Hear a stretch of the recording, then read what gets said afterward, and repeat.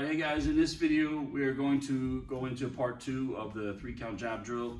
I'm going to probably put a couple videos together. This one is going to be based off just everything we could do off the jab, like some counters back.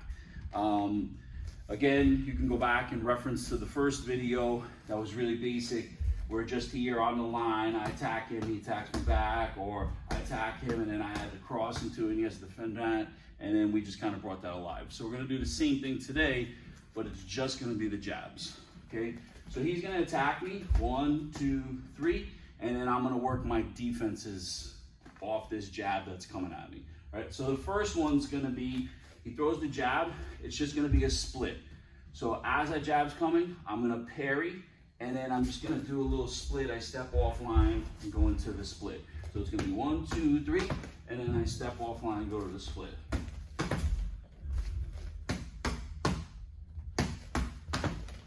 So that'll be your first one.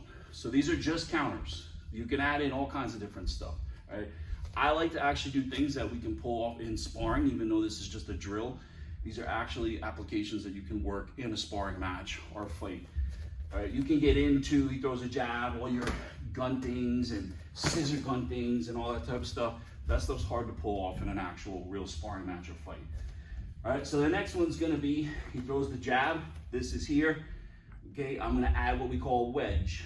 So when I do the wedge, it's important that I don't try to come by his hand, because he can bend his elbow and I'm not gonna be able to stop him from going there. So when he does this, I wanna actually come up by his elbow, okay? So I'm here, I come by the elbow, and then I would just follow up with whatever strikes from there. Okay, so it's 1, 2, 3, and then I come in. Now the next piece that's important with the wedge is that I'm not doing a circle motion. I have a hoopla video that goes into more detail of this. So when I come, I'm actually coming up and I'm putting pressure, almost like I'm trying to touch his forehead, so I'm putting energy into him to go back to off balance him. So it's 1, 2, 3, so he moves back and then I follow up with my strikes from there. Okay, so that's your second one. The third one is gonna be here. It's gonna be, now we're getting into kick counters. So I parry, and I go into the teep. So it's here, I parry and teep. So I just lean away from it.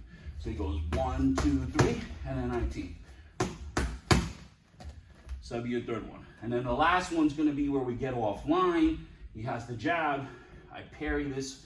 I could add the wedge just for backup, but I switch and come into an inside round kick. So 1, 2, 3, and then I come in with the kick. And go with the kick. So those would be your 4 different variations to what you can do off this 3-count jab drill. So we're just here, he just keeps throwing that at me, and then when I have the timing down, I just kind of work one of those in to work into the drill.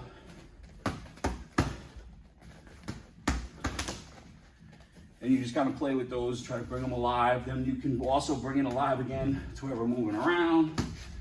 And you would have all the same things, just like we did in the first drill, first video, I mean, of just trying to get your partner moving, things like that, working the range. All right, so again, just real quick. So you have the jab, I have the split, I have the wedge, make sure that energy's pushing into him. I have the teep, and then I have the step offline roundhouse kick, okay? Hopefully you guys like that. If you do, just follow us, Krav Maga. Thanks a lot, bye.